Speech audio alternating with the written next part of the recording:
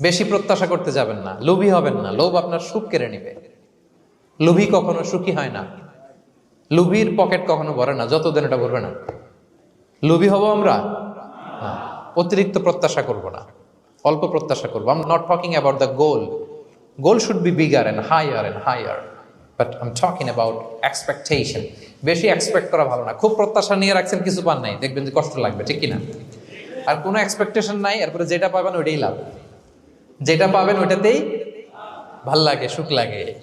এই জন্য এক্সপেকটেশন যেন বড় না হয়। বেশি খাই যেন না করি। হ্যাঁ, কালকে কি খাবো, পরশু, আগামী সপ্তাহে আমার মেয়ের কি হবে, ছেলের কি হবে, ওদের ভবিষ্যৎ, গাড়ি বাড়ি নাই, এই যে অস্থির। এরকম আসলে নাই। আজকের জন্য বাঁচুন, আজকের জন্য বাঁচুন, কারণ আগামীকালের তো জন্মই হয়নি। আগামীকালের জন্ম হয়েছে, এটা কি আজকে না আগামীকাল? তো আজকে হ্যাপি হন, আজকের জন্য বাঁচেন, আজকের জন্য প্ল্যান করেন। আগামীকালের তো জন্মই হয় নাই। কালকে সকালে সানরাইজের পরেই না আগামীকালের জন্ম গ্রহণ হবে, ঠিক কিনা বলেন? তাহলে প্রত্যাশা কমান, হ্যাপি হবেন আপনি।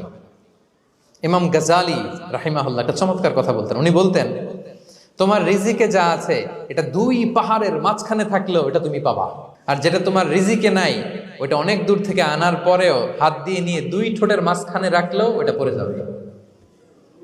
কথা বুঝতে পেরেছেন? আপনি মাঝে মাঝে অ্যানিমেল কিংডম অথবা জিওগ্রাফিক্যাল চ্যানেলে দেখবেন যে বক মাছ শিকার করে কিভাবে অনেকক্ষণ লুকিয়ে থাকে, হুট করে একটা মাছ ধরে, ধরার পরে মাছটা বাঁচার জন্য ছোটাছুটি করে, বকটাও কামড় দিয়ে এমনি ধরে অমনি ধরে, পরে যায় আবার ধরে, আবার পরে যায় আবার ধরে, সবশেষে মাছটা টুপ করে পানিতেই পড়ে যায়, কারণ এটা ওর নসিবে নাই। কি বলেন? এটা রিজিকে